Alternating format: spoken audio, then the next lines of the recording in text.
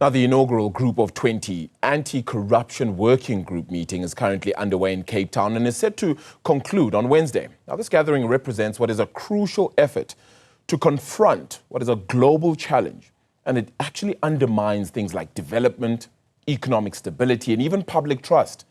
In his State of the Nation address just last month, President Cyril Ramaphosa indicated that the Special Investigating Unit, the SIU, as well as the Asset Forfeiture Unit, have recovered over 10 billion rand in state capture-related cases. To talk more about the impact of corruption, as well as the inaugural G20 Anti-Corruption Working Group meeting, we are joined by Ugljesa Radulovic, who is the Senior Postdoctoral Research Fellow for Sociology at the University of Johannesburg.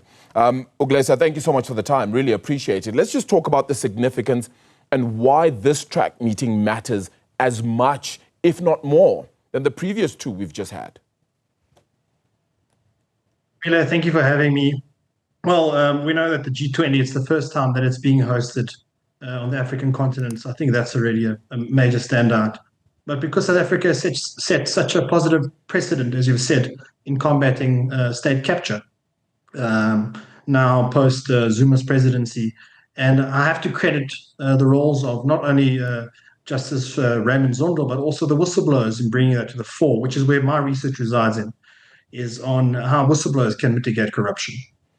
Yeah, and I mean, the plight of corruption has been one that has been faced by so many, particularly African countries, but it happens the world over.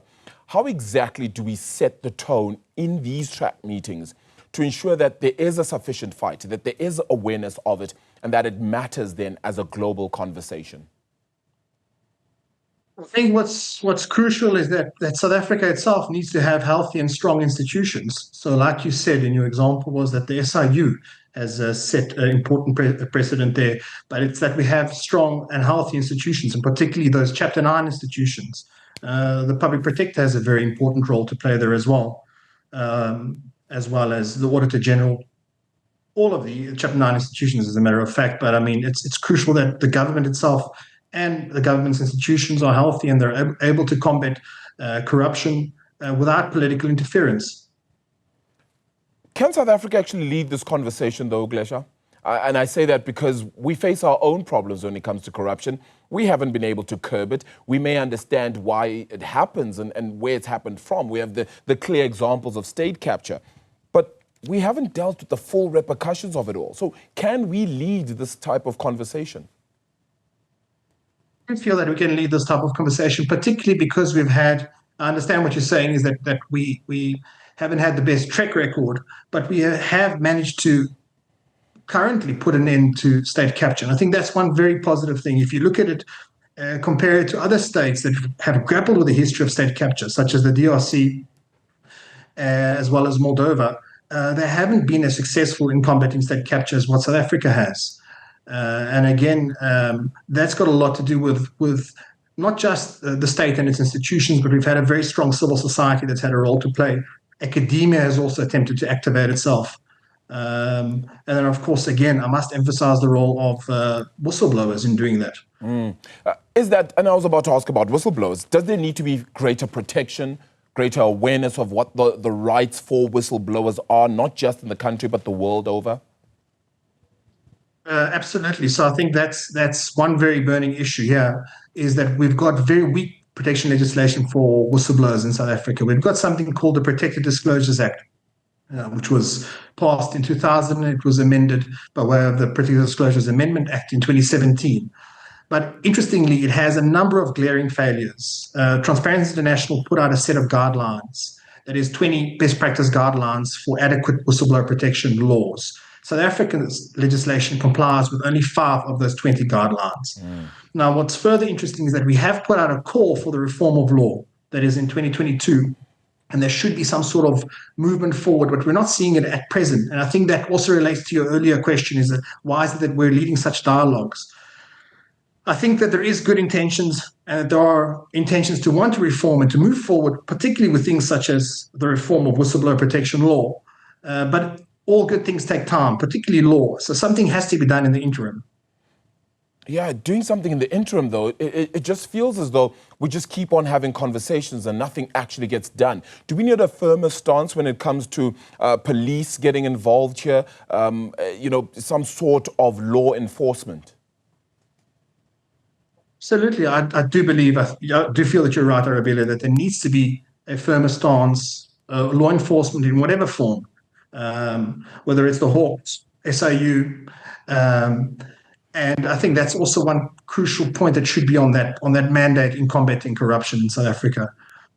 Yeah, it just becomes very difficult. It sometimes starts from the top, and I say sometimes very loosely, because it's more often than not starting from the very top, right?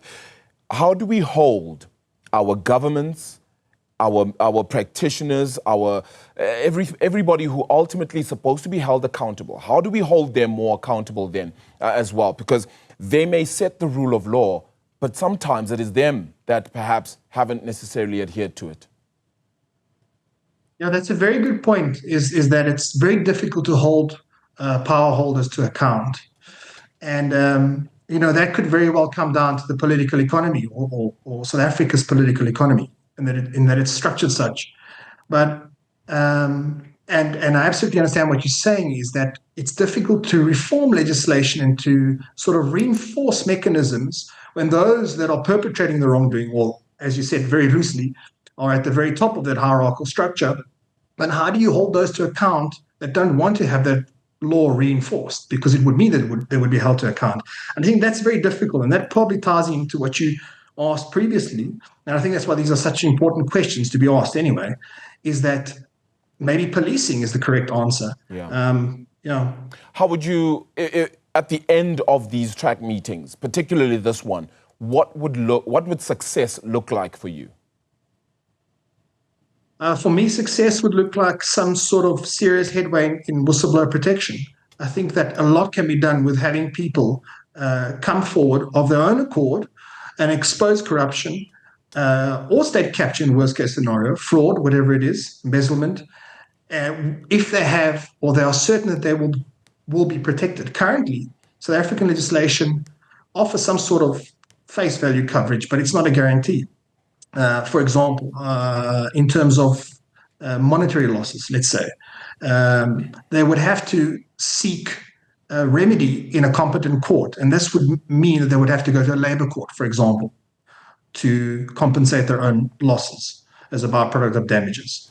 So there's no guarantee for compensation if you've lost your job. And I think that something can be written in. There are other global mechanisms. There are other global instruments that we can lean onto and use as an example. But that's just one point. But there's several other points as well, such as actively instituting penalties against those that perpetrate wrongdoing against whistleblowers, and also reversing the burden of proof. So currently the burden of proof resides on the whistleblower to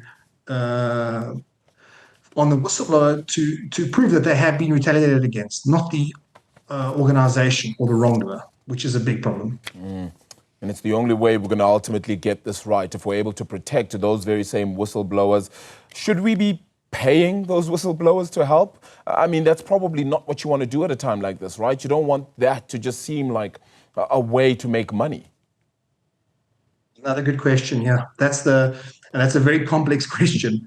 There's an entire academic argument around that. Should we be compensating or rewarding? I'm against reward because I feel that rewarding is the solicitation of disclosures. And I think that's, like you said, problematizes the situation even further, particularly in this very, as you said, volatile context. Compensation is probably the better way to go forward. So yes, we could be paying them very loosely, provided that it's compensation and not rewards.